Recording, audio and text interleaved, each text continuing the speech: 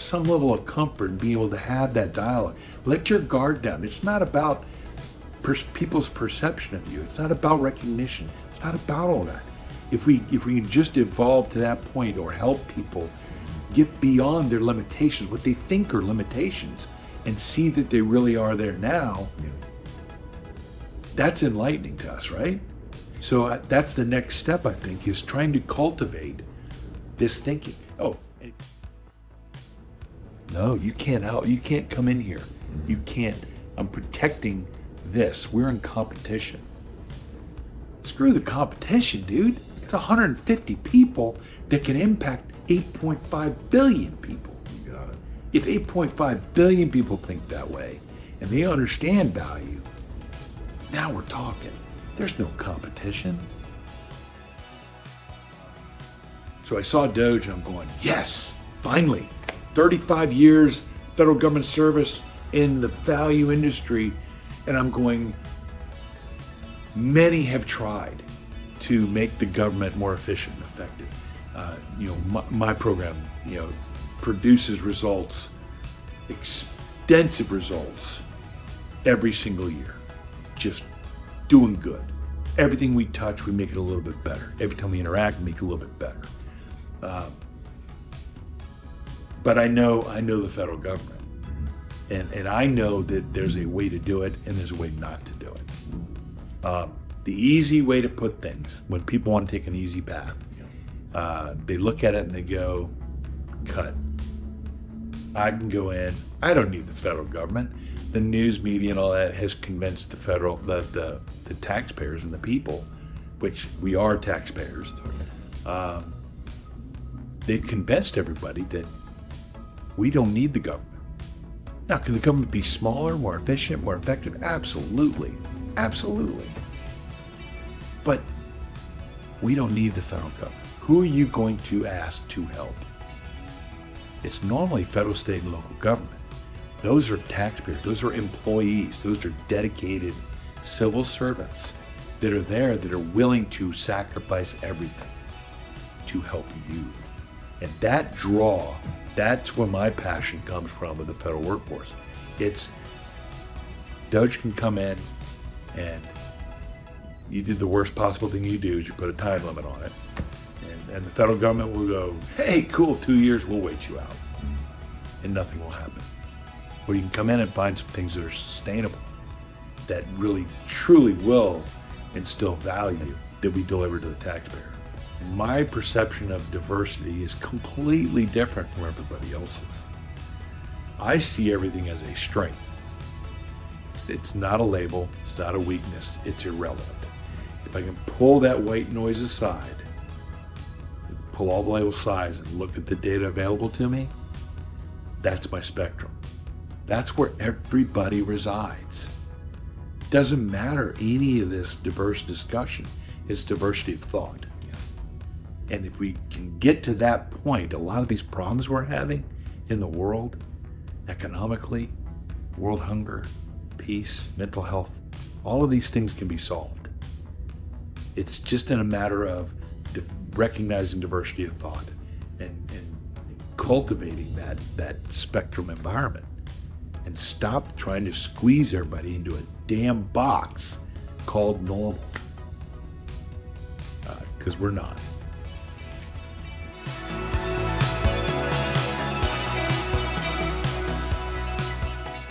Most people would say that the idea of government efficiency is an oxymoron.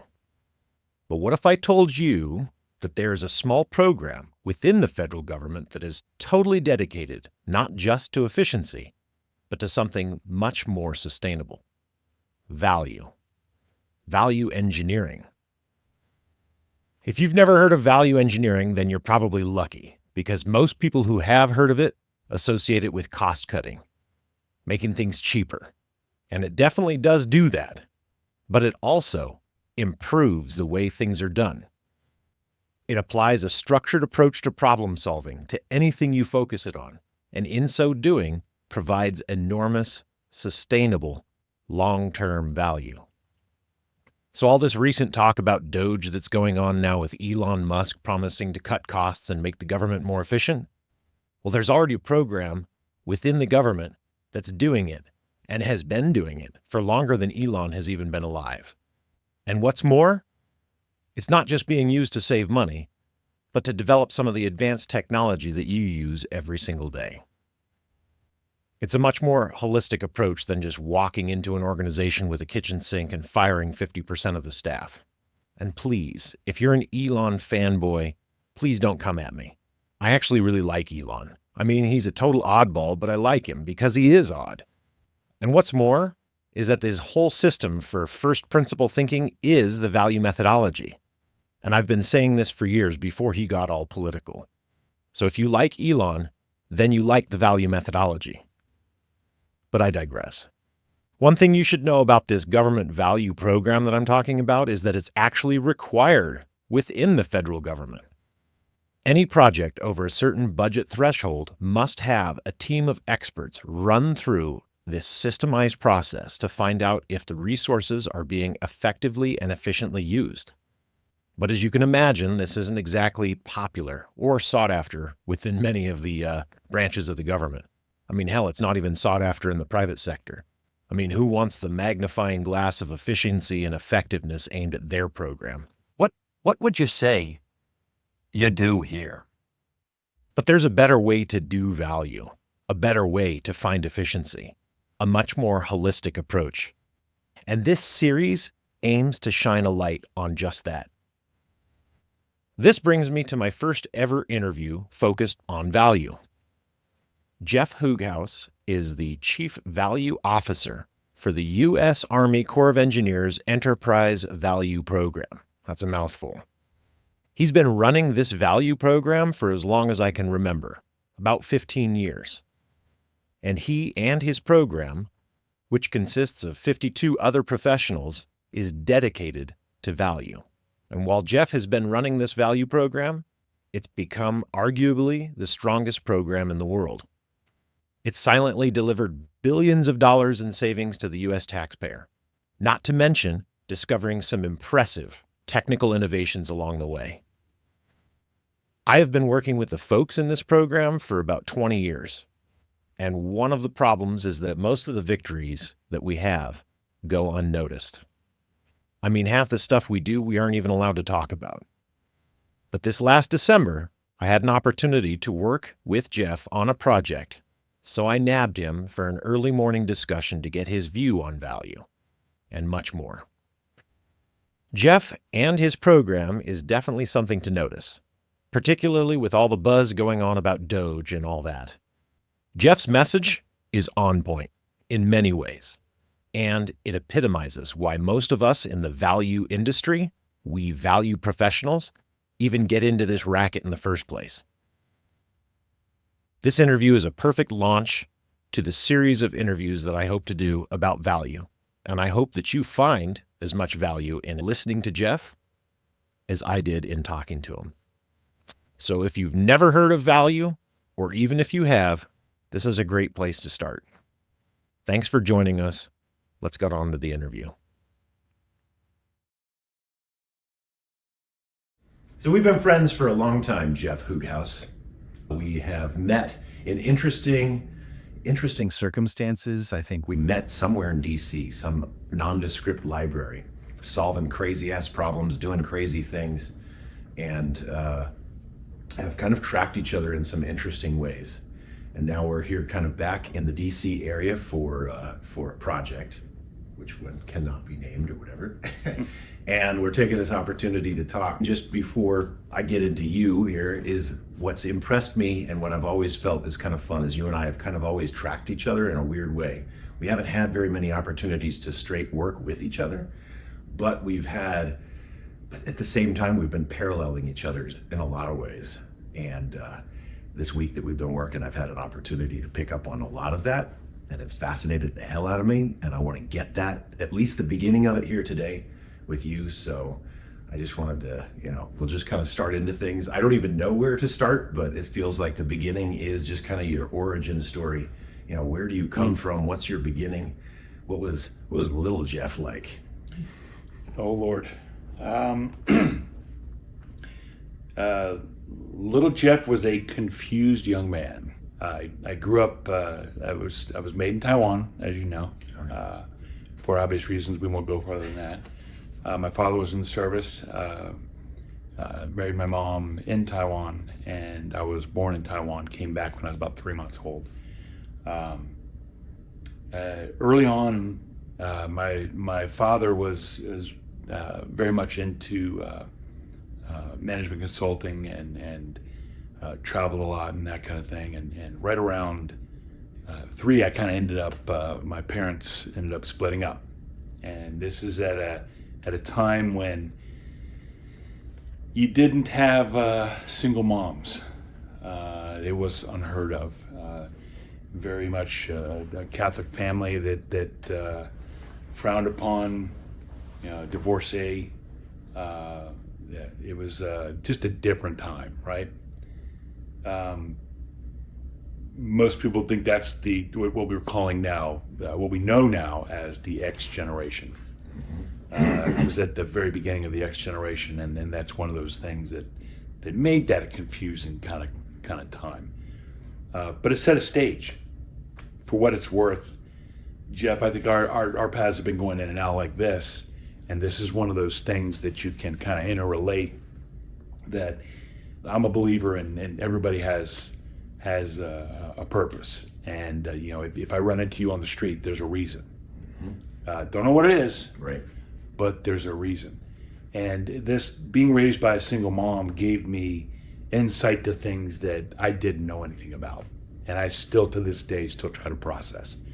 But it gives you strengths as an X generation person. You're like, oh, there's latchkey kids and all that. It's like the worst part about a latchkey kid or an X generation person is we had what we thought was unlimited time, no restrictions, no time.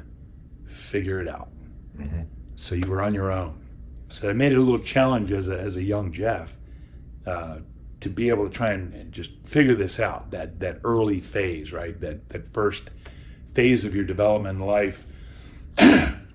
that actually pushing towards that time when I met you. You were pushing that point at the end of that first phase when I met you. But those times where, if you remember, elementary school, those type of environments. Well, I lucked out, and I was able to.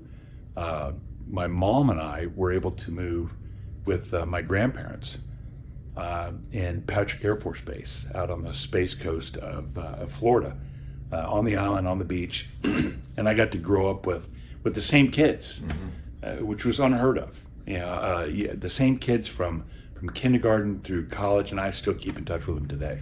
So it's pretty amazing. That's totally strange. I have the exact same thing. It's like some of my closest, oldest friends come from riding bikes in our cul-de-sac as a 5-year-old. Riding bikes. You are your generation, and I think some of our similarities are a lot of the things that you're experiencing. You're an old soul. There's things that you do and you reference and music and things that I'm looking at you going, dude, you're an X gen. You're something about you is an X gen. But and I get surprised that you're like I get surprised about it is a larger age difference between the two of us. Roger. That I think of, but I feel like you're closer to my generation than you are wherever you fit in. And funny enough too, I don't know if you knew this, but like at the age of 3 is when my parents separated I didn't know as that. well. We've got all these weird parallels, and again, it's like, Yeah, And I was just now coming to realize at this age now, 46 years later, exactly how lucky I was that happened. That's a great perspective. How lucky we were that it happened then. When it happens when you're 3, I mean, I don't remember when I was 3. Yeah, I mean, I wish I could. Yeah. But that's another story. I think that by having that's a blessing. It's kind of like regress trauma, I would think, but forcing you into a situation you don't know any better. Right. So luckily with me, I was raised. I had my grandparents, I had my aunts and uncles, which were like brothers and sisters, and I was growing up in an environment that was a military environment, so we didn't have a lot of the constraints there was a lot of racism way back in the day. There was a lot of issues that you just didn't experience as much on a military environment, military community. But it also allowed me to be raised collectively. My mom worked 3 jobs. She used to joke, in case you can't tell, I'm a mama's boy. Always will be, always am. No matter if she's gone or with me. There's 3 jobs. She used to always joke, one to feed me, one to clothe me, and one to pay the bills. Yeah. And my dad at the time was, again, management consulting. He was all around the world. He did, I didn't see him for the majority of my life. So my grandfather was my dad, was my inspiration. Good man, show up. Every time I'd see him, he'd be like, take me out of the garage, show me his lawnmower, show me his tires. Hard-working man, blue collar, just a good man. But I was fortunate to have them in my life, and it had it's an extended family, so it offered a lot of support for us. It was strange, a little confusing. Most people were like, mom and dad, and here's Jeff with grandma, grandpa, aunts, uncles, mom. Yeah. So that was a little confusing. It wasn't a big deal though. For it, really, nothing seemed to be at that age a big deal. Yeah. Lots of opportunity. I think the confusion came in probably with, and we've had some similarities. That confusion is when you're looking at processing information. I realized very early that in elementary school, it's like, this is the normal. This is good grades. This is how you're supposed to act in school. This is how you interact in school. This is a book. This is a video. This is, whatever. This is the norm of how you're supposed to act. Yeah. How'd you handle that? It was interesting. I do remember in middle school, a point in middle school that was very enlightening, and that was, actually it was in elementary school, late elementary school, probably like 5th or 6th grade. And we were all, at that time as an ex-gen person, anybody in the neighborhood could correct you at any time they wanted to. If so-and-so's mom saw you doing something stupid, she could spank your butt. Totally.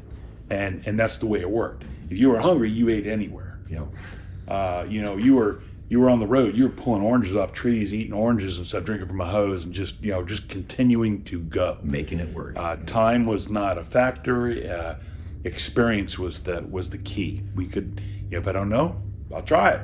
If you don't know what that is, jump off the bridge. If you don't know what that is, start the fire. It was crazy stuff. If I don't like you, let's go get in a fight.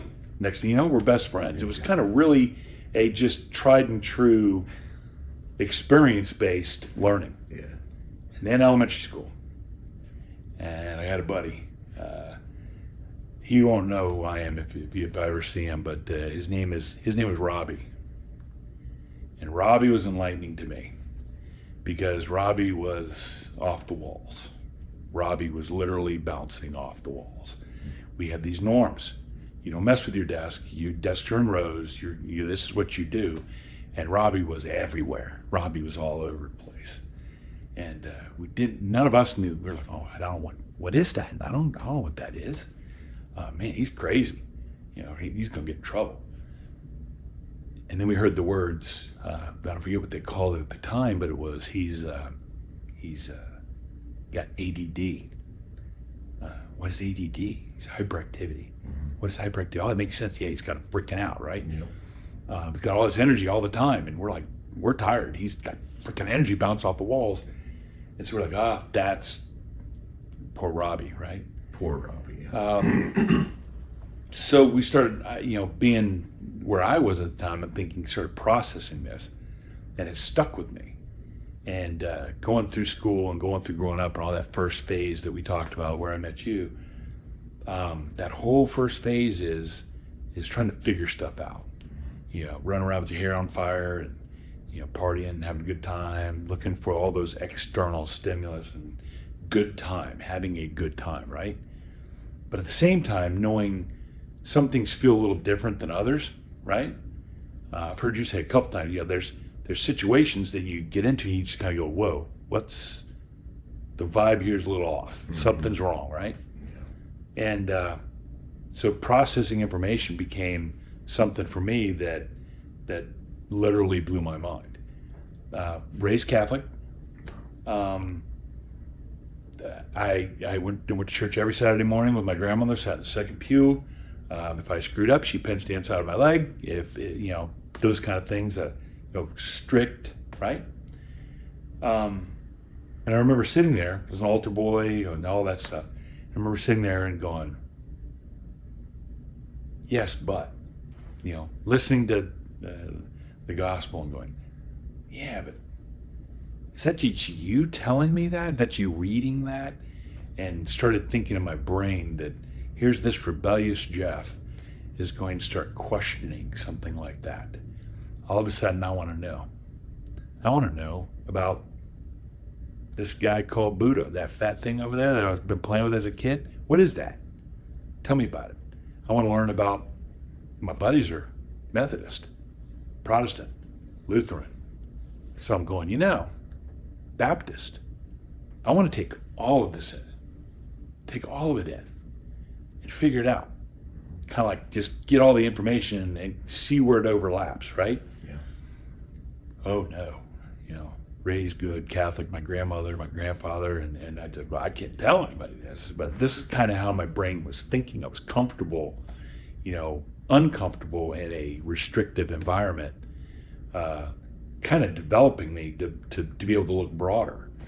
And then I realized that another factor was I enjoyed visualizing. I realized that my brain would look around me and be like thinking more in a creative, in a artistic sense. Mm-hmm. And I felt really comfortable there for some reason. Never really identified what it was at that point, but started thinking about looking around at everybody else and going, by the time you hit that later phase, the later part of the first phase of your life, you're in high school or in college, whatever, and grades are like, and I look around, I'm like, everybody I meet with is here, and I'm here. Mm. I'm average at best. Let's try sports. Yeah. Let's try education, but it's got grades, it's got winners, it's got losers, it's got this. And he's like, man, I'd get into team sports. I excelled in some team sports. I was average in most.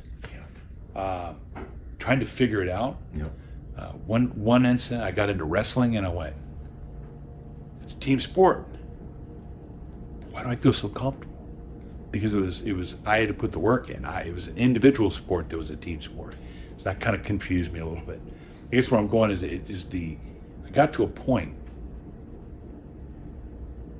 where I realized I was coming to this era that said that I'm not that smart. It's a weird way to say that, but I'm not that smart. To this day, I look at myself. I'm not that smart. I've had opportunities that are amazing, but I'm not that smart. How did I get into this situation? And I would have girlfriends that they were just borderline freaking genius. I had friends that are just incredibly smart. I had one buddy that could drop an engine and swap it out on a weekend, and I was just like, just amazed at all this, right? I'm like, how am I here and they're here? It's so funny. As I'm sitting here listening to your thing, I can distinctly, and you bring up girlfriends, right? I've been telling Joanna that what we need to do for Leo, because he's in the same place I was. The same thing you're telling the story is like, when I was 16, I met my first girlfriend. I was going down the pathway of it was the grunge era, and all of these bands, That Nirvana fits. and all this stuff, you know what I mean? And I was going down that pathway, even though I couldn't be that way because I was forced to be kind of normal. If my parents said, if you grow your hair long, we're kicking you out of the house, right? Which I was fine with that. But when I met her, she was a debate champion, honors student, on the council of the high school, politics, ran the entire event coordination for everything. And it's funny because I have to tell my wife, like, that is the turnaround, even to the point where Joanna's now like, yeah, thank God that you met her. Because I was going down this pathway, and it's the same thing. It's like I never fit within the norm, and that was like my first time to find out, okay, there's a way for this. Same thing with sports too. Like, couldn't find a sport that worked for me. Got my ass beat in football. Didn't want to wear the singlet because I was kind of fat. And then I found hockey. I mean, I don't want to make this about me, but it's exactly I'm the offended same that you thing. said the F word. I'm offended. But too fat to be the runner, not big enough to be the lineman, don't fit within football. Yeah. And just Dude, never really what's fit. up with running? What's up with running? I used to do that too. I'm like, what's up with the running part? I don't like to run. Yeah. Why did I have to spend my whole life trying to figure out that I don't like to run? Ugh. I've always known I didn't like to run. Did you have to did you have to run the mile and stuff like that in gym big time. class? I used to move my arms and walk, so it looked like I was running. Yeah. But that sense of norm, that this is the norm that you have to meet. That you don't right? fit with it. And I don't fit. Right. And the struggle that most, I believe, go through in the early stages is that they don't fit. So we tend to force the fit. And when we force the fit, like I said about running, I don't like to run. Who the hell likes to run? Some people. They don't look happy when they're running. Have you ever noticed that? Nobody looks Oh, happy when they're running. euphoric. Hey, euphoric. You're an idiot. I'm just joking. It's an acquired taste, I guess. Right. But you force yourself to fit that mold. This thing that we've been taught of what the norm is. And I remember I had an incident where I overheard a conversation that I probably shouldn't have been listening to, where my girlfriend's mother or somebody's mother was talking, and they were talking about I don't have to interact with. We broke up, I think. I don't have to interact with his mom anymore, and that hurt my soul. Like she doesn't. Her mom mom said, said, her mom said that she didn't have to, and then her mom said, "This is good because he'll never amount to anything." And I remember thinking to myself, "Wow, that didn't hurt as much as I thought it would."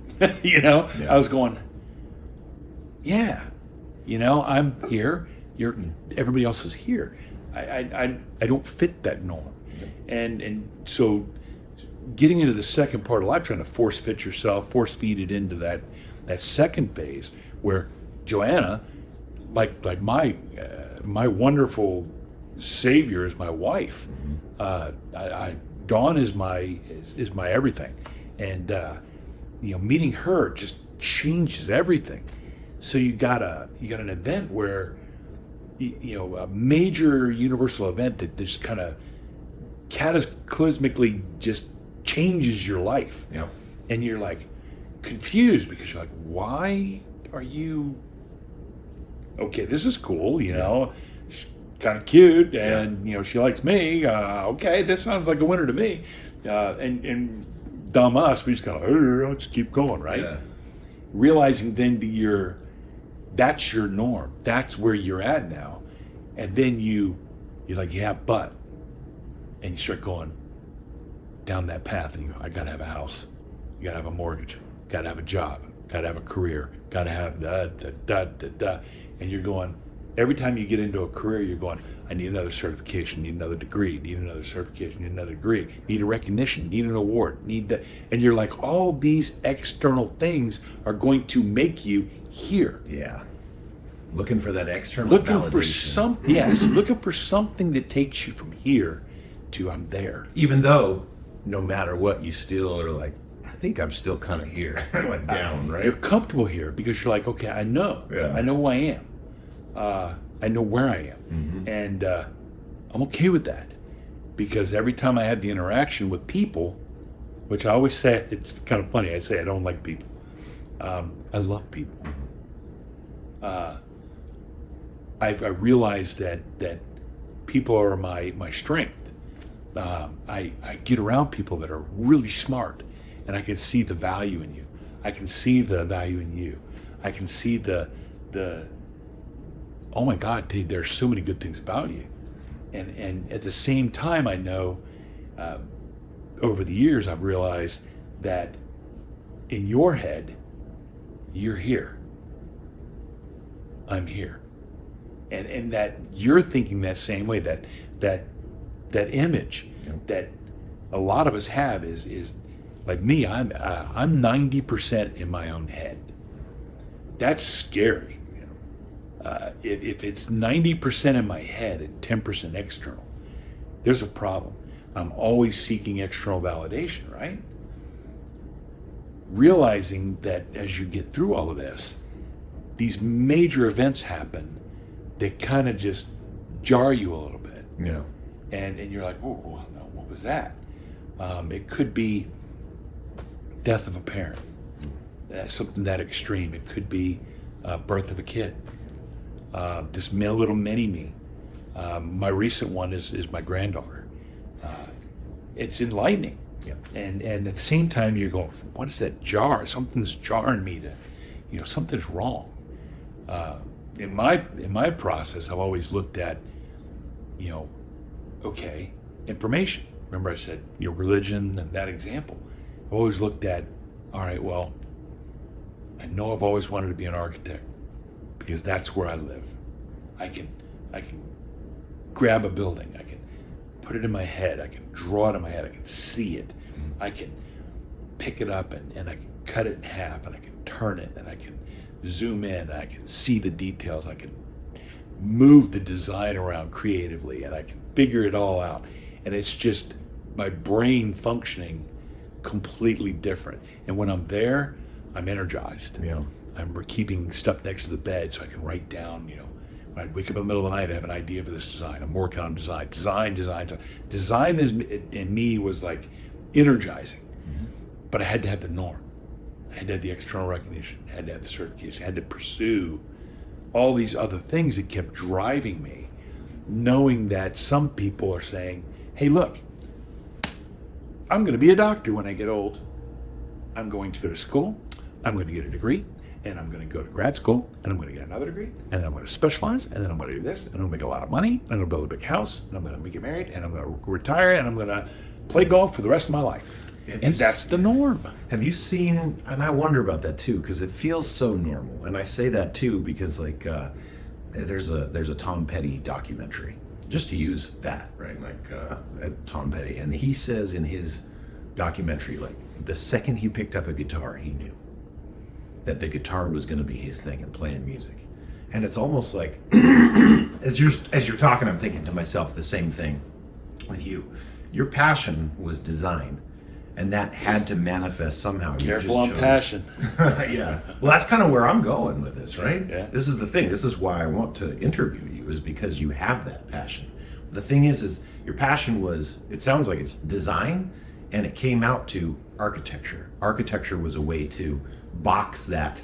That's the manifestation. That's the manifestation of what I thought was what I wanted. And then you do it, and then you have to chase what? What's the certification for architecture? Be a registered architect, Right. which is, and then that's another reality check. So here I am, I'm chasing this. And actually one of the biggest parties I ever had was when I passed my registration exam. It's huge. And we'll leave it at that, because it was not a pretty sight. Yeah. But I get the letter in the mail, and it says, congratulations, you're minimally competent to practice architecture. And this person in me that's been seeking this and pursuing this, and it feels right, only focused on the word minimally competent. Man, what does that mean? Right? And so I'm back to here. Yep. And I'm like, okay, well, I need something else. I need something else. Of course. When I was a kid, it was I was a firefighter. And distract. I don't want to do that. You want to be a dispatcher? No, I don't want to do that. You want to be a cop? No, I don't want to do that. always come back to design thinking. I want to be an architect. I'm there. That's where I feel comfortable most. Progressing over time, getting into an environment like a federal worker, being in the federal workforce is something that I hold dear because of my grandparents, because of where I grew up in a military community, and understanding that sense of community, and it's a bigger picture. Most people don't understand a federal workforce. They don't understand being a federal employee and what it means. And it's getting harder. But there's this sense of selfless service there that folks don't understand. We're there not to just get by. No one goes to work to just get by. We go to work to do good things. No one goes in there to do stupid things or be unproductive. If they're stupid or unproductive, they're unchallenged, in my opinion. Federal workforce comes into an environment that's a very hard environment to work in. It's harder, in my opinion, than being in the private sector. When I was in the private sector, I knew what I had to do, and I did what I had to do, and I knew I could be let go at any time. In the federal workforce, you go, okay, you don't have a budget, you have all these restrictions, you have all these people, good and bad, that can work with you, and you have to ensure that the taxpayers get the most bang for their buck in what you do and the services that you provide. Why am I doing this? And you can't have any money. You can't be over budget or under budget. You have no profit. So you're trying to hit zero every year. And in my brain, realizing that even though I live in this creative zone, this design zone, my brain's going, that's an unsolvable formula. I can't solve for that because there's components in there that are impossible to identify, such as external constraints. I have no wiggle room. I can't just fire an employee that's not productive. You don't even have control over some of the employees. Don't even have control, right? Don't even have control. So what's inspiring? When you can't motivate through money, you can't motivate through awards. You can't really motivate through travel or training or anything anymore. What's the motivation? And I spent a good portion of my federal career trying to figure that out. Because being me, I'm looking at solving the problem for every typical scenario I can because I'm here. Yeah. And I'm in a workforce that I'm still here, but I'm surrounded by all these people that are still here. Mm-hmm. So it's a continuation of trying to get there. The federal workforce allows us to do things that most people would never be able to do. Some of mine, I the sacrifice that my wife and kids made when, I get to go to leadership development program. I get to go to grad school unaccompanied 6 months. I get to go. That's my key word. I get to job. My job now is a get to job, not a got to job. I want to hang on the federal government thing here for a bit because we're in a crucial time, and I know you want to avoid this Doge thing, and I want to go there just because this is an opportunity. We've been discussing this week what kind of an opportunity it is too, and if this turns out to be bullshit, I'll cut it out. But I want to go there because this is something I think we need to delve into. Because let's segue into it. I want to talk more about your experience there in the federal government. The number one thing, I'll hit you with a bunch of this and we'll see where it goes, right?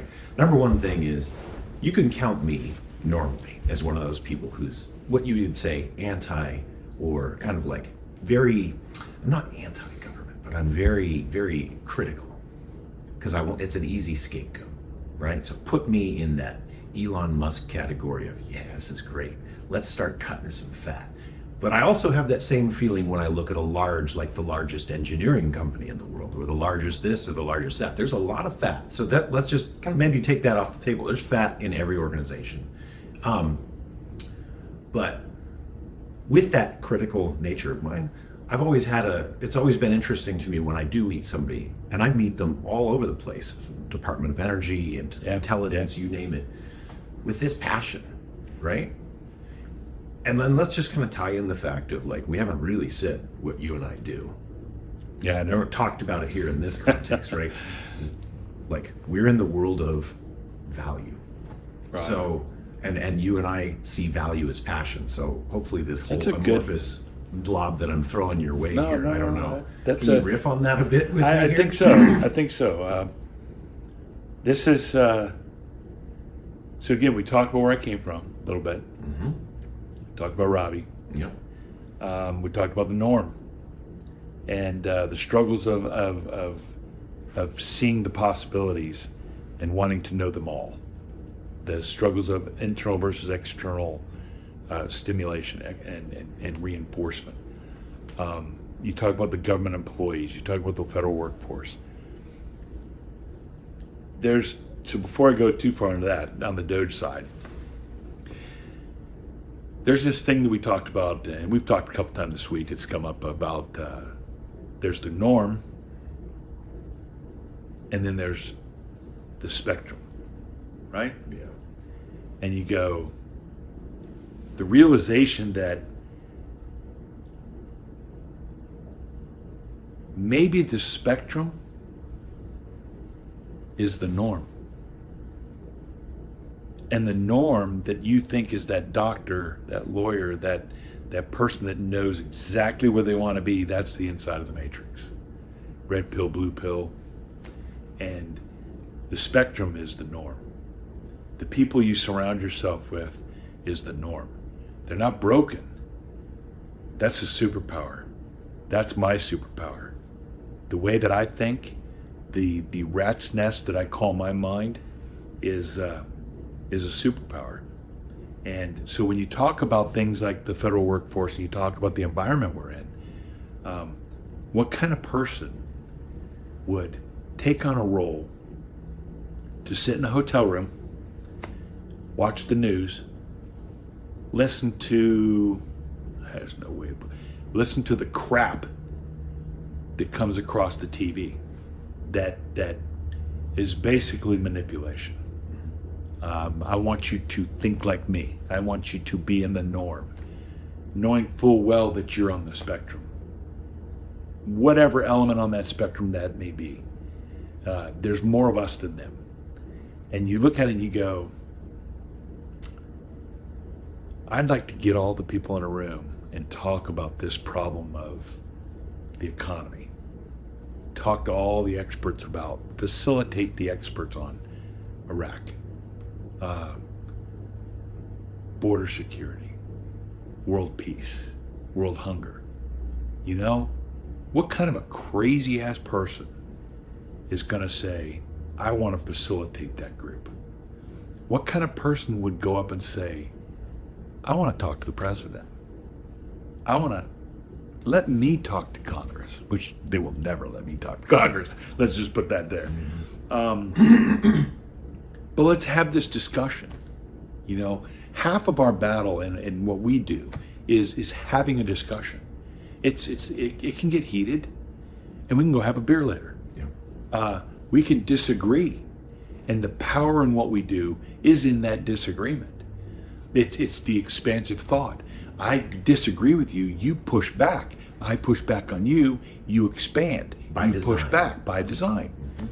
There's the design factor again, right? So you throw that creativity, you throw that brain power in there. You throw what's seen as stubborn, arrogant, pig-headed, and you realize that's passion. There's a difference. Federal employees, for the most part, and I'm generalizing, just like anybody else, people in general have a passion, whatever that may be. Majority of them are on the spectrum. Now, where I'm going with this one is, you want to talk about Doge? Yeah. I heard about it. I see Elon Musk, and my first perception is he's on the spectrum. I see Vivek. He's on the spectrum. I see Joe Rogan. He's on the spectrum. You name it. These guys are on the spectrum because they're broad thinkers. They're deep. They're expansive.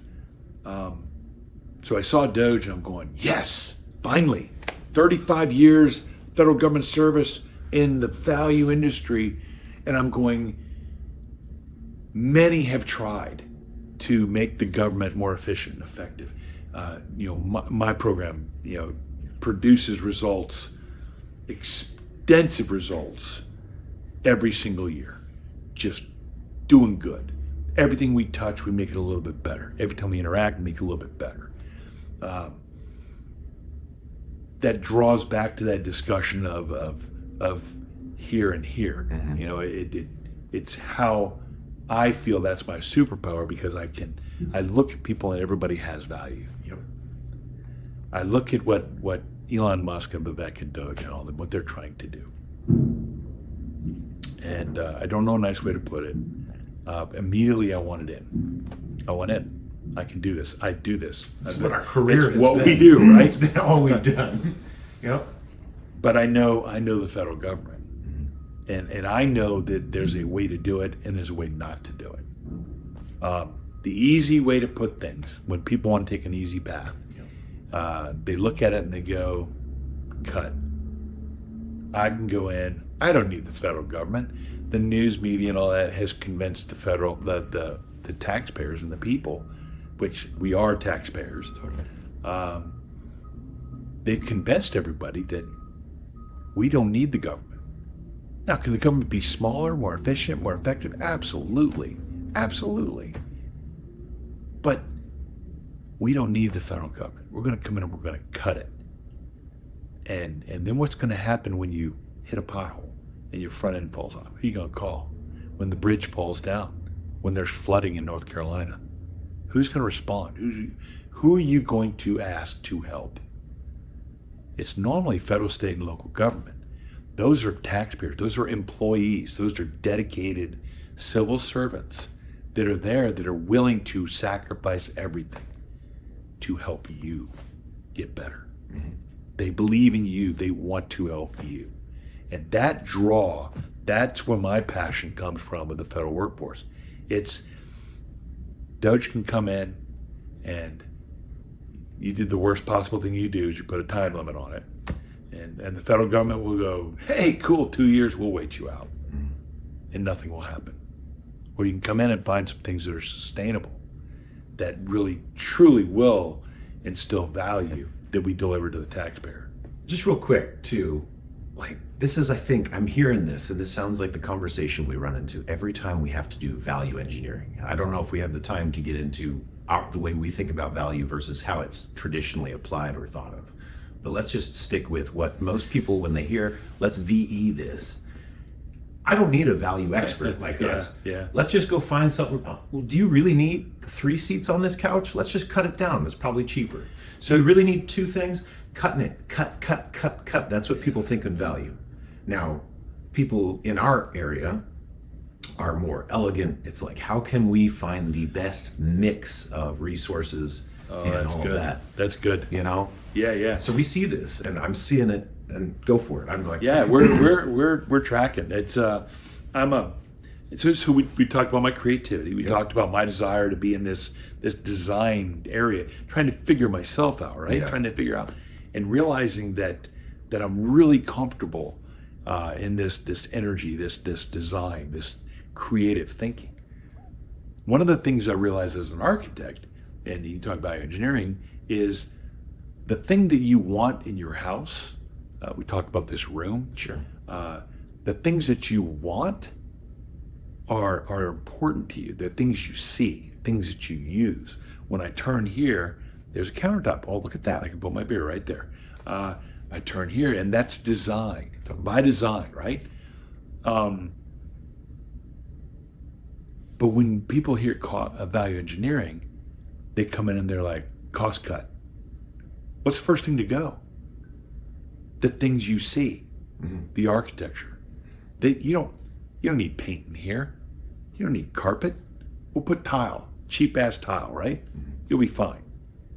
Your you're lessening the experience, you're lessening the quality, you're drawing the design back to nothing. You're making it worse functionally for probably sometimes equal or more money. So you're not really saving a lot. Same thing with the Doge thing, talking about cutting. You can come in and you can cut, but what are the second and third order impacts? What happens? When you don't get that Social Security check, because you cut half the workforce that delivers that. So when we talk, even this week we've talked and disagreed, which is good. Yep. You're a consultant. You come in.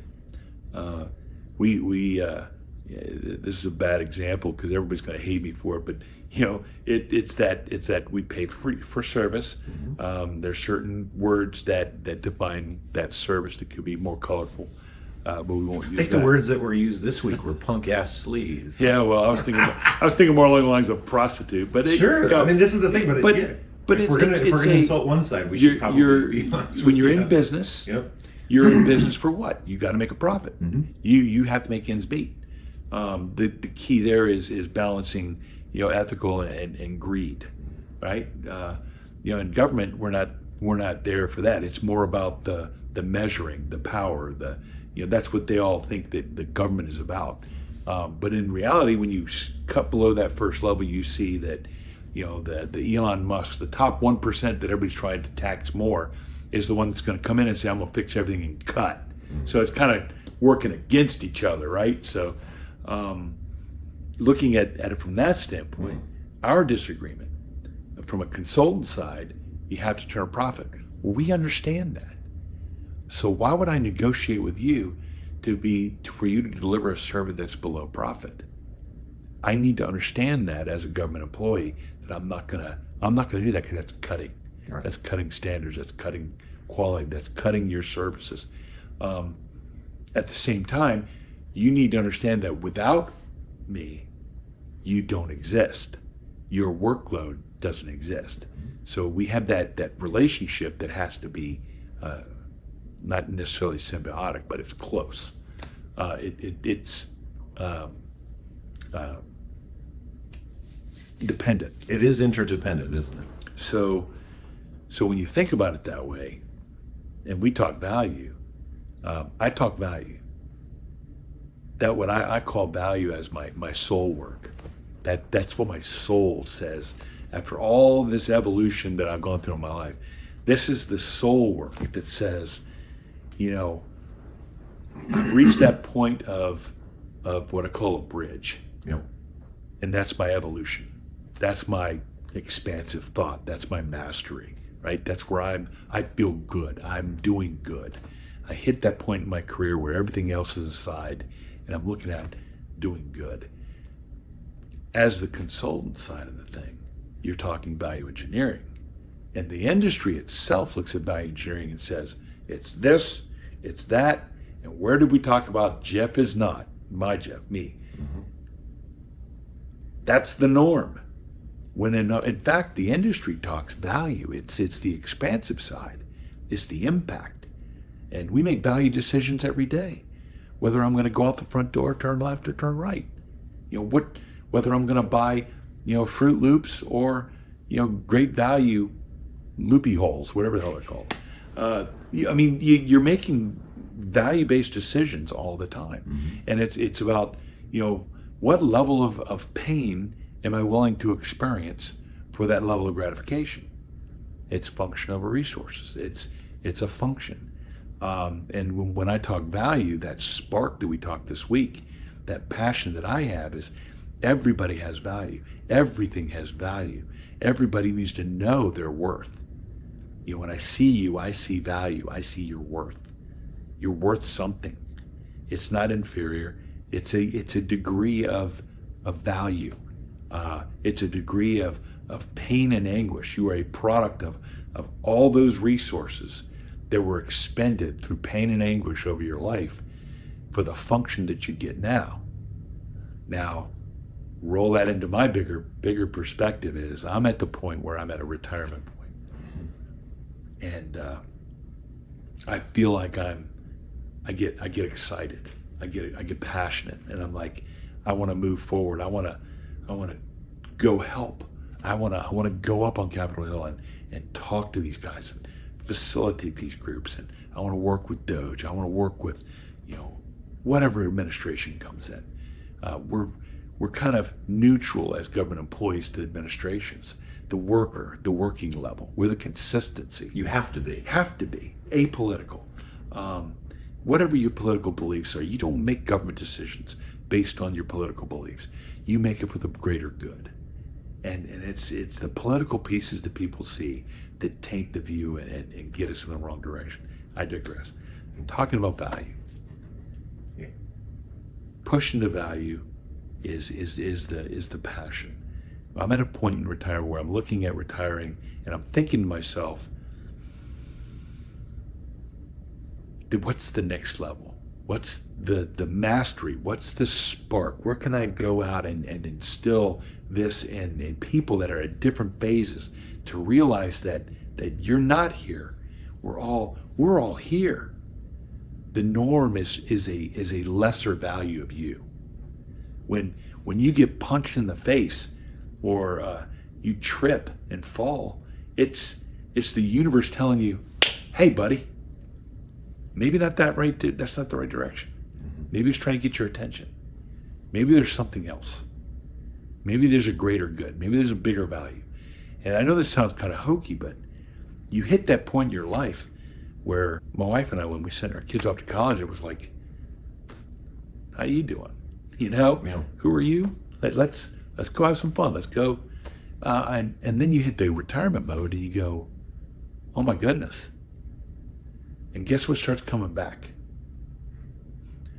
All those things from your past. All those triggers that say, yeah, you can't retire. What if you're poor?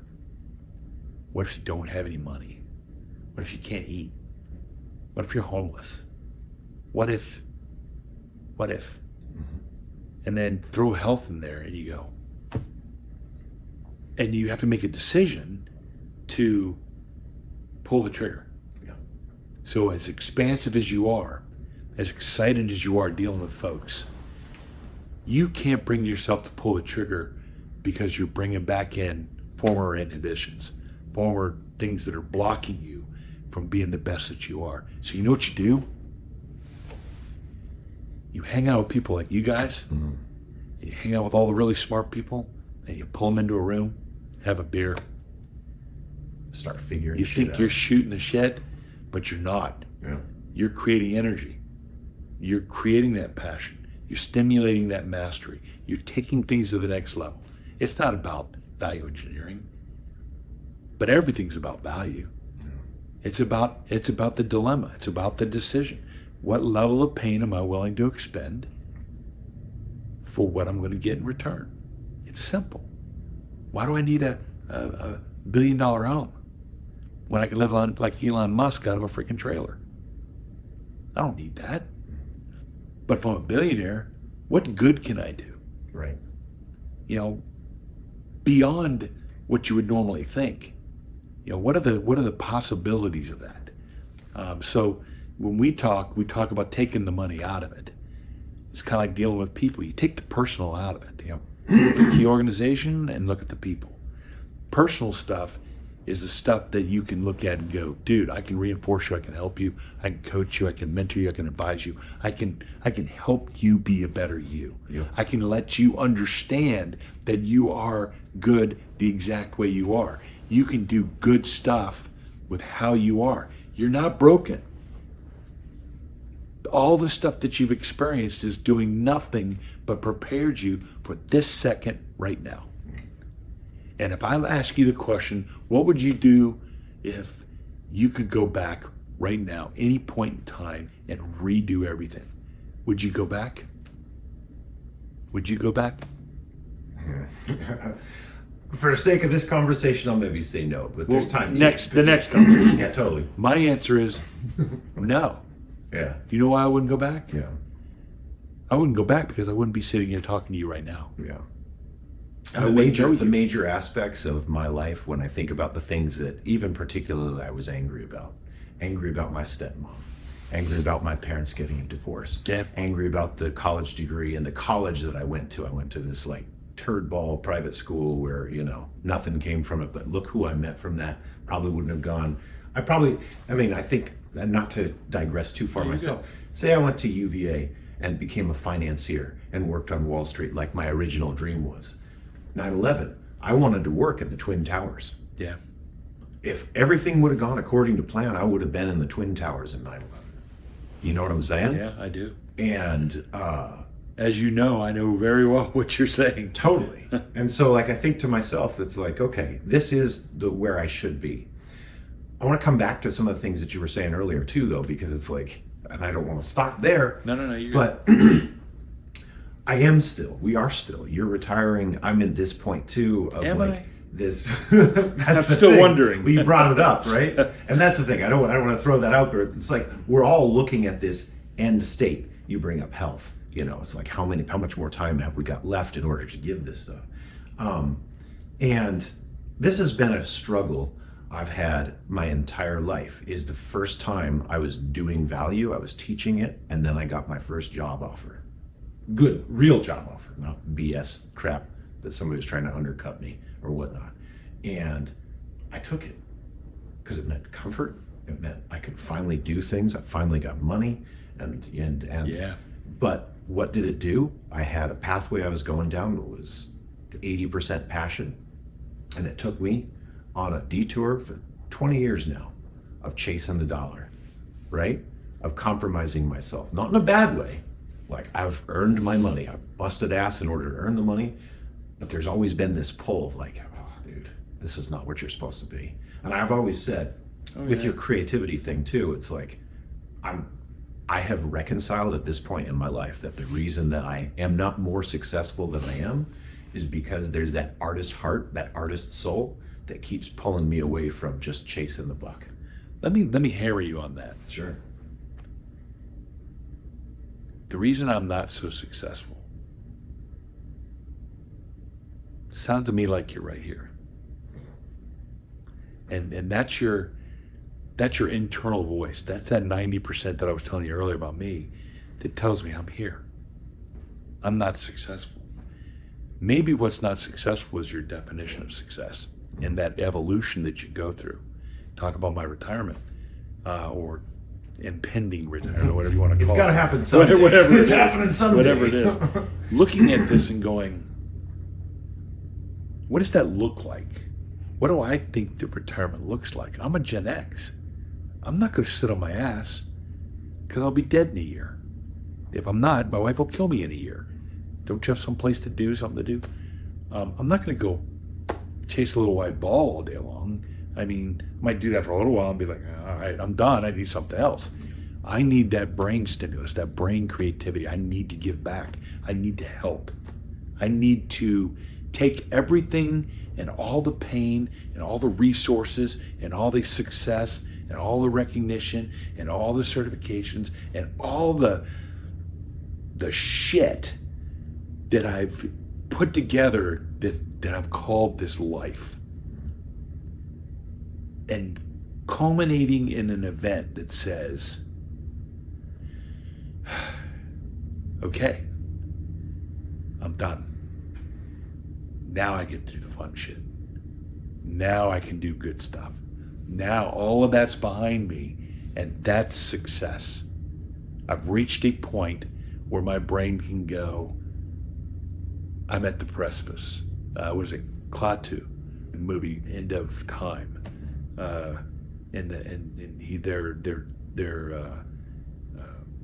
It's the end of the world, and the alien comes in at former Keanu Reeves in the newer version.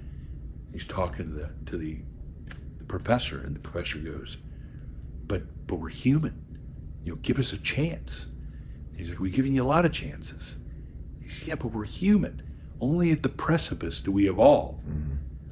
And my brain just went, oh, this is a precipice. We are at the precipice. A lot of things have come together in this world right now. Everything's coming to a head. This is our event. This is our opportunity. Take our, at that retirement mode, stop looking at our life as this, as a pyramid, and turn that pyramid upside down when you retire, and you look at the opportunities. It's so broad. The world is changing. Creativity is changing. AI is coming into play. People get scared about all this, and it's like, instead of being scared about it, look at it as an enabling factor. Spread that away. It clears the noise to allow me to have more expansive thinking. When I flip that upside down and retire, look at the opportunities. All of this stuff that you defined as being successful before, I saw a meme that hit home. If the 10-year-old you could see you now, what would he think? And I'm like, there's no freaking way. That 10-year-old me would look at me and go, there's no way there's no way you're going to own a home. There's no way you can have kids. A wife? A life? A career? Yeah. No. And if you think that way, you look back and you're like, your vision of success has changed. It's the hat with the carrot that's sticking out in front of you that you'll never get to, because it keeps changing with you, right? Yeah. Not realizing that where you're at right now is success. That to me is a piece that I call my passion, that takes me to a lot of hope. That gets me closer to pulling the trigger and going, yeah, I'm excited. What's next? Yeah. I feel like I'm kind of, I do feel, it's funny because I see it in you, and I know it's there inside me. Because like every time you drop the R word, like you're kind of on the fence and you say it, and your colleagues say, no, stick around. And I'm like, do it. Excellent. I'm like the emperor. I'm like, yes, come on, get out and come join us down here. We all float. Yeah. What's the risk? I was thinking something about you. So if I can, I have my granddaughter, my Peyton Riley. She's my everything. Well, not my everything. My wife's my everything. You have little ones. It's the success factor. Being able to recognize where you are. Yeah. Being able to recognize that 10-year-old you would say, wow, look at these kids. I did that. You can't deny that. Our parents can't deny us. We can't blame our parents. But our parents can look, as parents, we look at our kids and we can go, we sure those are my genes? Because they're incredible, right? Then my granddaughter came around and it was like, wow, just amazing. But your little ones, we look at my program, we look at the career that I've had. It's been very blessed, very, very open opportunities. I've been in the right place, right time, all the way around. But I had this vision of a turning point. Yep. And looking at all the stuff, it's kind of like when you move, everything's in boxes. Sometimes you look at it, or no, it's even better. The electronic example that we talked about, where, we have this box of cables over time that we just keep collecting all these cables as dads and guys, and we never go back to this box. But by God, I'm not throwing this box away, Definitely right? Not keep it. You hit that point where, okay, take that box and slide it aside, and what's left is, you got your kids, you got your wife. You got your health. You have your possibilities. The stuff that gives you that energy, right? and you can invest more in that. Now all of a sudden the resources that you're expending for function to determine your value has become an easier equation to solve. It's not about the money. You're good. It's not about the things. You're good. And when you do that, you shed the noise, and it allows you to be more expansive, to be more present, to be more focused on those things that define your success to begin with. And you take that carrot and that stick off of your head, and you're like, I'm here. Yeah. You know? Let's go down that pathway, because you've mentioned soul work many times, even here. And even Jake and I, on that night when, we got together. Oh, yeah. And even Jake, and you, and me, and other folks, like, we are in this stage in life where we have a few resources, right?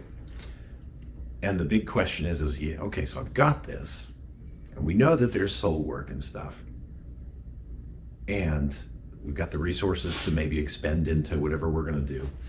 But the question is, what are we going to do with it? Like, at what now? And I get you, like existentially, show the passion, do all that. I mean, we're sitting here having a podcast. Man, I want to start a podcast. It's like, now I've got a YouTube channel. Let's do that. And it's, I first of all, I roll my eyes at this. I can't even believe I'm doing this and like trying to explain to people that I'm doing it, because I'm like too counterculture to admit it. I'm going somewhere with this, because I think, as I've been thinking about that, and after we had our conversation too, is it's like, I don't know what to do just yet. But for 20 years with the VE process, or the value process, value is value, right? Starting with a problem and taking it all the way to a way to invest capital, if you will. There's a resource aspect to it, right? I don't necessarily know what it is just yet, but we have the magic key to figure out what best to do with the resources, whether it be time, money, attention, energy, risk, all of it, right?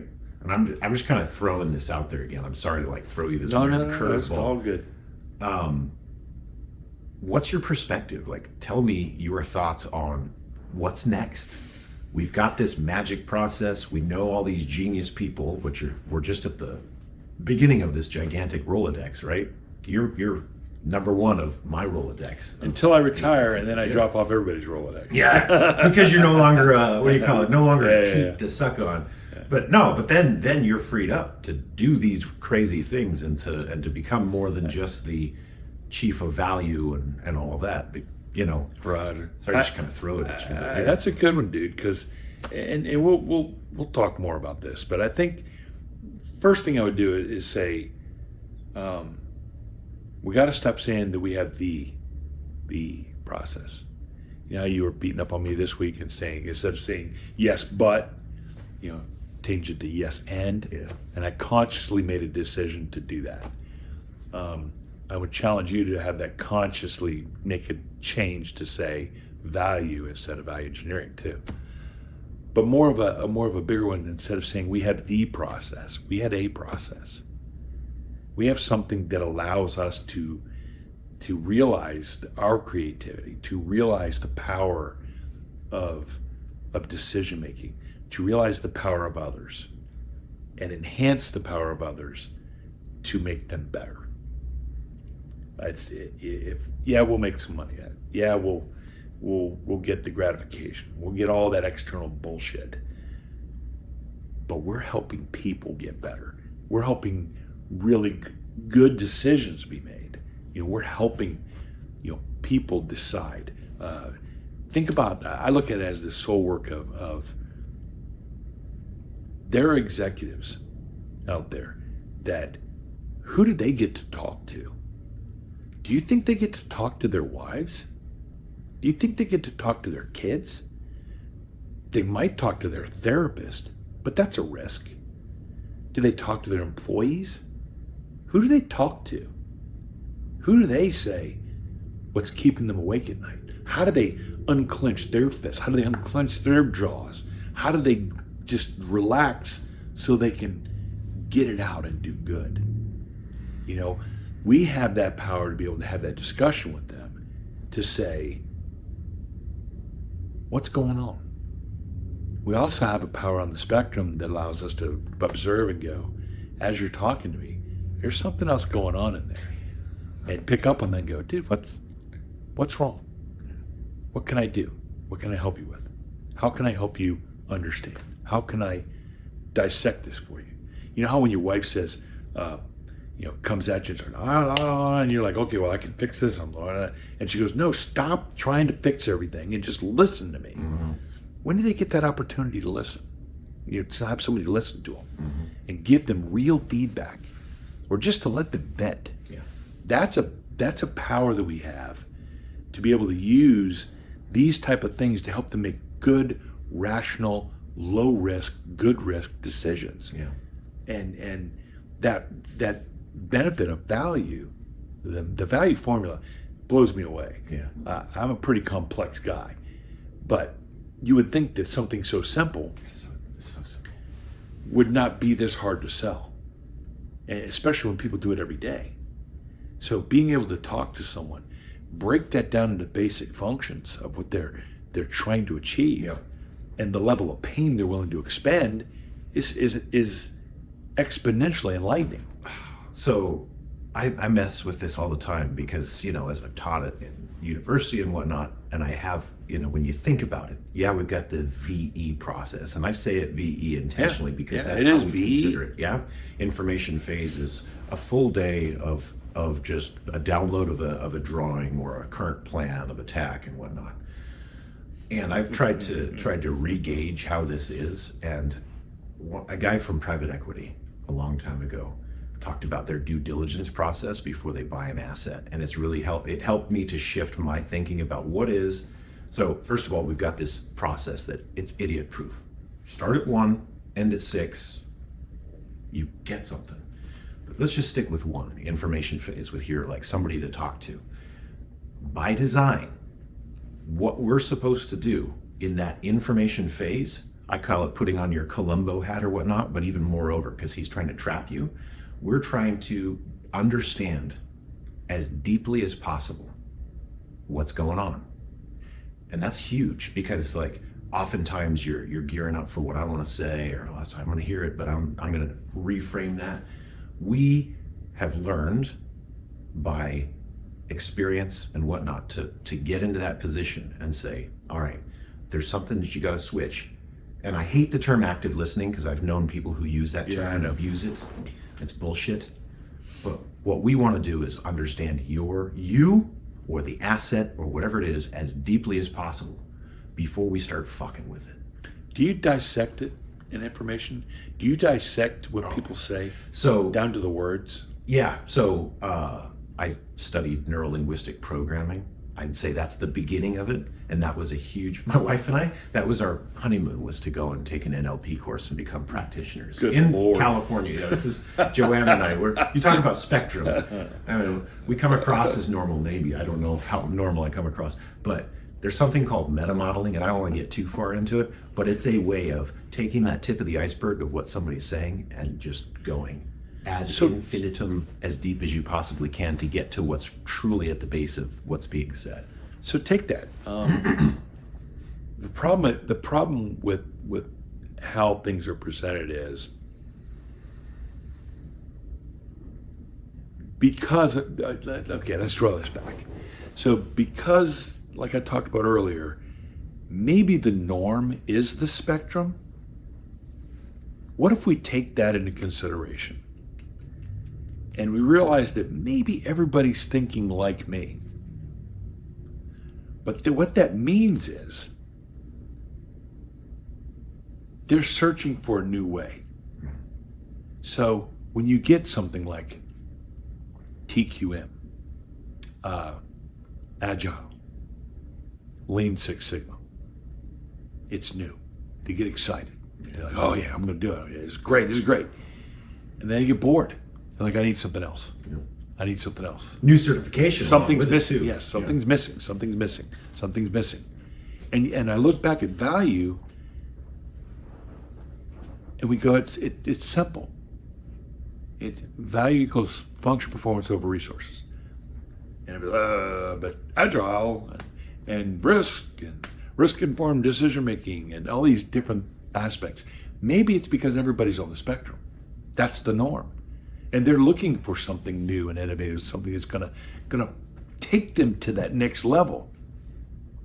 When in fact, the underlying line that feeds through all of this, kind of like on our VE process, the underlying benefit of the VE process and the job plan and the steps and all that is function. It's function analysis. It's something that seems so simple, but there's a reason why when you get done with function analysis, everybody's worn out and it's painful. It's a rewiring. It's a different way of thinking. And when you draw that line through all these different techniques, you know now why value engineering and VE and value has been around for so long, right? Mm-hmm. So being able to take whatever that may be and put it through your steps and processes, whatever you want to call it. We brought up a new term the other day. Kids call whatever. I'm not going to try and sound cool, but Riz. Oh, right. It's a new technique. It's called Riz. Yeah. No, it's not. I made it up, right? MSR, make shit up. And MSUs. It gets them excited because it's new. And so we can talk to them about this and go, value is this thread, right? Everything you can do, any process you put us through, anything you can come up with in your head, the neuro NLP. Yeah, that stuff. Anything you're doing with that, right? I can make it better. I can make it better by adding function. Yeah. I can make it better by defining what it is you must do to be successful. How do I define that? 2 words. I can't do it in 2 words. I'm going to make you do it in 2 words. And we get it to the point where we've boiled it down to simplicity that says, wow, I completely missed the target on this. And you know the degrees are separate. So if I'm heading this direction, right? And I'm navigating this direction. If I'm off just a little bit, I could be miles off at the end, right? Mm-hmm. What this does, what value does, and the function focus, it ties us to a point in time that is locked for the duration. And every step of the way, I can measure that point. Yeah. Doesn't change, right? Yeah. So no matter what the processes you use, value is the strength. That value is the piece that can keep us tethered, keep us on track so we're not off course. So whatever the process is, we go with the flow. And whereas I challenge you is to say, we have a process. We have a whole bunch of processes, but we have the value function, the value formula. And that, coupled with everything else, just makes everything a little bit better. And function is the key, because I always say resources are there, but when I talk about why am I doing this career? I studied finance, I studied accounting, and I can guarantee you that denominator, that cost aspect, it's easy to count. That's why we focus on it a lot, because it's easy to count. Oh, we made money, lost money, this, that, saved this, that, but it's empty. But that function thing, you said a lot there. You said a mouthful, because that focus, yeah? That's rare that I do that. Yeah, not bad. Function. Yeah. 2 words. Organizationally, as a mission statement, all this blah, blah, blah, consultant speak, corporate speak. We're here to maximize value and success for the individual while maintaining our most important asset, our employees, right? It all sounds like bullshit, damn it. VE is a bullshit detector. I don't know if we want to go there because I love it. That's a whole other rabbit hole. But function as mantra is something I've always thought about. What about your? It's a mantra. Just keep in mind, even in jiu-jitsu, what am I trying to do at this moment in time? Verb, noun. Got it. I don't have some complicated maneuver I need to make. Right now, I just need to maintain airflow into my body, for example. Right? That's so stretch a little further. That's a, I would take it another step. Sure. Why am I doing this? Mm-hmm. And I can go down many paths. I can do Kanban. I can do all the different techniques, Five the whys, five whys. yeah. But you know, when you think function, you're like, you know, why are you doing jujitsu? You know, everything we're doing in life is a measure of, I need to do something, and what kind of level of pain am I willing to put into it? Time, money, resource, everything, sacrifice, whatever that may be. And is it worth it? Yeah. My son used to look at me and I'd be lecturing him on something that he did that was less than smart. And I'd be, notice I didn't say it was stupid, I said less than smart. And he'd look at me and I'd see him check out. I could feel it. He just checked out on me, right? And I would either verbally or physically tap him on the head and go, come back. Stop weighing the consequences and listen to what I'm saying. Because he would weigh the consequences. Yeah. That's what we do. Yeah. Every decision we make, we weigh the consequences and we make a decision and go, yeah, I'm okay with that, right? It's good. Or, no, I'm not going to do that. No way in hell, right? Everything comes down to that. So when you talk about mission statements, you talk about vision. Maybe I'm bringing you in to come up with a regulation. Maybe I'm bringing you in to come up with a better way to buy a pallet of toilet paper. I mean, I could bring you in for anything. I'm making decisions, and I want to make the best decision with the least pain. What college do I want my kids to go to? Well, let's do the analysis. What car do I want to buy? You know, what TV should I buy? And you do your homework and you follow what we talk about, and you look at all the aspects of everything you're doing. It forces you to think about a higher order and a basic function that it must achieve. So then when you go to Best Buy and you got all your research done and you picked which TV you want, and you walk in and you go, I got it, and they go, we don't have any of those. Always. And you're like, oh shit, what am I going to do? That's okay, because you know what your function is. Mm-hmm. You know what that basic function, that primary function, and you prioritized what needs you have versus wants, and what level of pain you're willing to extend. Now, if you need more pain, you go to your wife and say, I need a bigger budget. That changes that perspective, but at least you know what you're getting. Yeah. And you say, what do you got that has this? Oh, we got this one. And you're like, whoa, I got a bigger one for the same price. That's best value decisions. That's what I guess where I'm going with this is I see us, everything we tend to do is about limitations. And I guess my pyramid flipped, and I don't see it as a limitation anymore. I see it as an overwhelming influx of data and information and processing speed and things that I'm like, I can use this in everything, because people do it every day.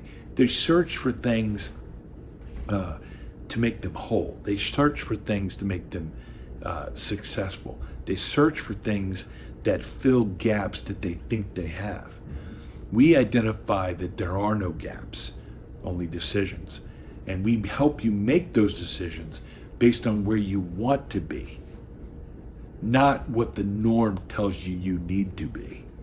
And I think as wide as that sounds, it's enlightening to say that there's something so simple and so basic that you have it in you. It's already in you. It's already there. You're already doing it. I'm helping you expand that and capitalize on it and use it. You don't need a new technique.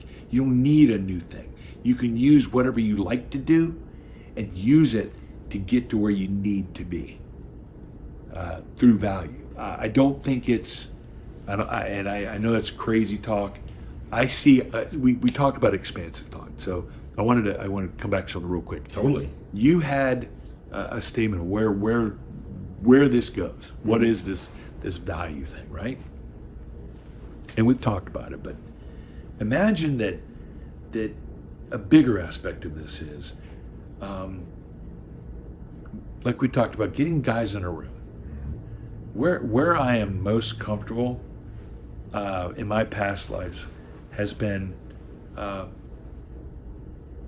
That's going to blow your mind. In a combat zone. Why am I so comfortable in a combat zone? Why am I so comfortable in Iraq? Why am I so comfortable in Afghanistan? Why am I so comfortable in Fallujah? Why am I so comfortable in Bosnia? Why? It's simple. It's simplified.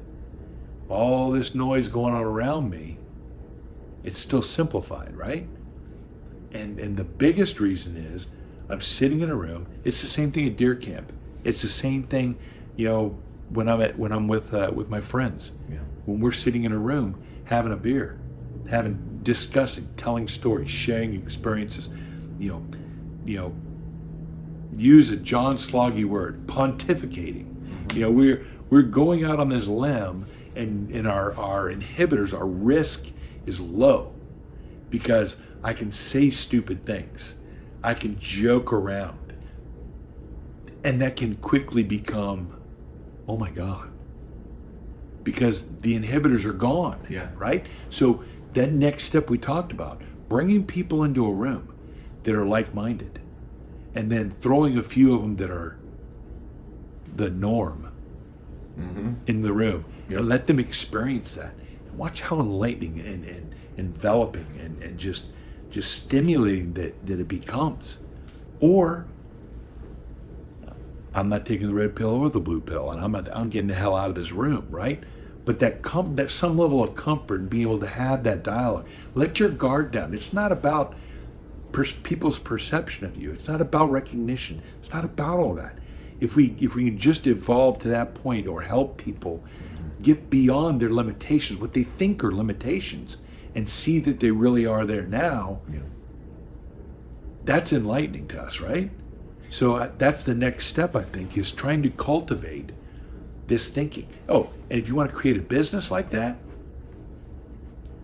what's the population of the world? He's going to look it up. Yeah. It's huge. Google that. It's huge, Yeah, right? yeah, totally. So think of the population of the world. Yeah. And there's me. 1. Yeah. There's you. Oh, we got 2. There's Jake. We got 3 people. Shit, let's throw it even higher. I've got 52 people in the Corps of Engineers Value Program. Yeah. We're up to 60. Maybe 100 CVS. I got 160 people. That's a pool that I can say, these are like-minded, these are value-oriented people. They're all going to go into the value business by themselves. One is they understand the power and the force multiplier of many, of collaboration, of working together. They understand the capitalization of interest of this. They understand that by 1 times 1 is many. But just let's say that's 150 people. Out of how many people? 8.2 billion. 8.2 billion people. No, you can't come in here. You can't. I'm protecting this. We're in competition. Screw the competition, dude. It's 150 people that can impact 8.5 billion people. You got it. If 8.5 billion people think that way, and they understand value, now we're talking. There's no competition. And we all If say this that, is my you if know. this is my idea, which this is not my idea. I'm not an original thinker, right? This is not my idea. But you know what? Even if it is, so what? Yeah. So what? Take it, dude. Make it better. Go with it. Run with it. Maybe I offered a period in that sentence, and it works. Yeah. Maybe I put a semicolon in it. Exclamation point. Exclamation There you point. go. Something like that. But there's no competition. Stop looking at this industry, this value industry, as competition. Stop competing and collaborate. That's the power and the strength of the message we have, is collaboration. Stop the competition. There's more than enough to go around. Stop focusing on making money, because the money's there. It'll come. It will fall out. It's because what we do is value. Yeah. Value attracts resources. But you know what your limitation is? What's the guy? I sent you a guy. Oh, I haven't had a chance. He's to picking up look. his phone. He's gonna Google shit again. God bless it. Think of it this way: how many studies can you do in a year? B studies. Can I? Or How will many I? studies can you do in a year? Technically, 24 maybe before I'm totally burned out. 24, right? That's a lot. That's a ton. That's a lot of studies. I don't right? do 24. That adds up because people don't understand the amount of time and effort that goes into it. Yeah. So what's your limiting factor? Energy, time, family, Key one is time, love. right? Yeah. What if I write a book, and I write that book and I spend a year writing it, Mhm. and I put that book out there? How long will that book be there? How many different times can I sell that book? Mhm. Billion, 8.5 billion times. But I can only do 24 studies. The factors that we use, the disappointment that I feel in this industry, is we have an industry that does not practice what they preach, and the limiting factors that they put in place are the exact things that they do studies on to remove limiting factors. Totally. I can only do 24 of those. Imagine if we all came together and we started looking broader and we taught the concept of value. Everybody's thinking value. Now, everything's improving. It just, I get very disappointed in that limiting factor of when we focus on the money, we focus on this, we focus on that, and we stop focusing on the function, what we're trying to achieve. Our limiting factor is time. I don't have a lot of time. Look at the movie Lucy. Mm-hmm. I freaking love that movie for many different reasons. But at the end of it, the only thing that identifies us is time. And time is an artificial measure. But we know we're limited on time, whatever that may be, based on our perception of what time is. Mm-hmm. So without going too deep on it, time is a resource. If that's my one thing that I sit here and I'm talking to you, that is my investment in you. We're talking. I'm investing my time in you because that's something. This is an hour or two that I will never get back. Right. Never get it back. But that's an investment, right? So why are we so worried about the dollars? I can get $1 back tomorrow. I'm losing my time. I need to focus my time on getting the most value I can out of it for that investment. Time is my investment. Totally. So, very, very deep discussions. I like the thought process, and I like us just stimulating it and talking about it to make me think of the next steps versus where the hell we came from, and how that influences how we think and what we do, and the perceptions and the noise in our heads that cloud good, solid decision making. Well, we've got a lot of noise going on currently, and I think you bring up an interesting point. And I think this has been our parallel to kind of circle back to this whole parallel. Is I think you felt it, as have I, our entire life. You read the books. I was raised with it. You were raised with design thinking directly into value thinking, as we're calling it. And My dad likes to say management consulting was genetically involved. Yeah. I question him on it, but okay. maybe, right? I mean, it's like, and Up until I you was find 3. this legacy, the legacy with this and that and the other thing. But it's like, you brought up deer camp too, right? Yeah. It's like, I was on vacation this year, and you show up at a resort or wherever you're at, and you don't really know. It's a foreign country, you have no clue. But what happens naturally? You sit down at dinner, it's like, oh, hey, did you know if you go to the market at this time, it's better, and you find this and that, and oh, hey, you got this and that.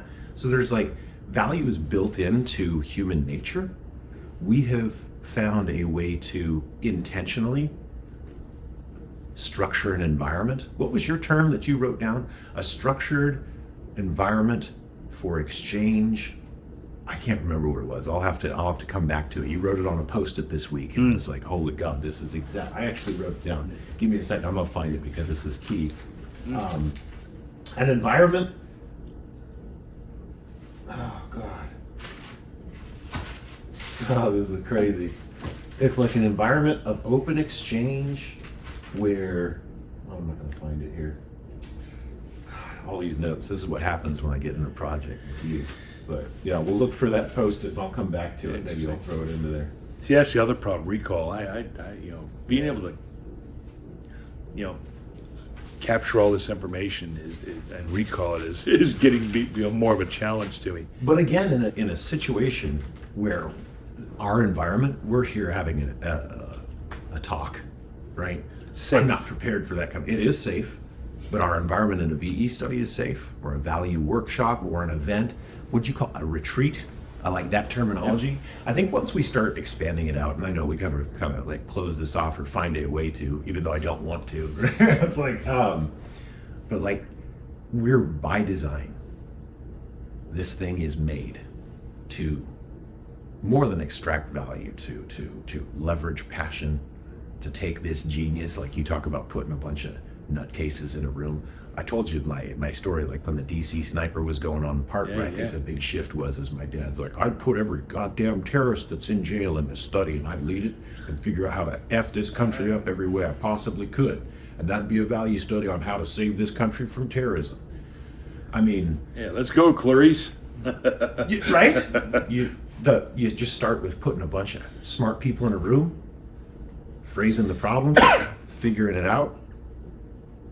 Yeah. So I think the strength of that, more than nutcases, I've got to the point where I'm a believer. I'm a believer that none of us are going to survive this world. Right. The world and the universe operates in a mysterious way. It happens for a reason, and I've come to believe that the spectrum is the normal, and we haven't figured out a way as a society to captivate, cultivate, and collaborate on that spectrum. We've still got our inhibiting factors of labels, of perceptions, of hierarchy, and not fully understanding that out of 8.5 billion, thank you, Jerry, I would say the majority of those folks are on the spectrum. That is the norm. There are a lot of people that think like us, more so than are on those label kicks. I hate to use a bad word, but Karens and Carls. I mean, come on. What makes you better than anybody? I'm sitting there going, I'm here. Like everybody else is here, but I don't know. No, not me. But being able to look at it and go, everybody's on that spectrum, and realize that, and be able to grab it and use it and understand it And value it. instead of saying you're different because. And I believe that our this is an area that we don't want to go down, but I got into several discussions in my past life, in my career, that is more based on diversity, and the discussion on an interview of what is diversity, and my perception of diversity is completely different from everybody else's. I see everything as a strength. It's not a label, it's not a weakness, it's irrelevant. If I can pull that white noise aside, pull all the labels aside and look at the data available to me, that's my spectrum. That's where everybody resides. Doesn't matter any of this diverse discussion, it's diversity of thought. And if we can get to that point, a lot of these problems we're having in the world, economically, world hunger, peace, mental health, all of these things can be solved. It's just in a matter of recognizing diversity of thought and cultivating that spectrum environment and stop trying to squeeze everybody into a damn box called normal. Because we're not. I don't think we could find a better place to end this.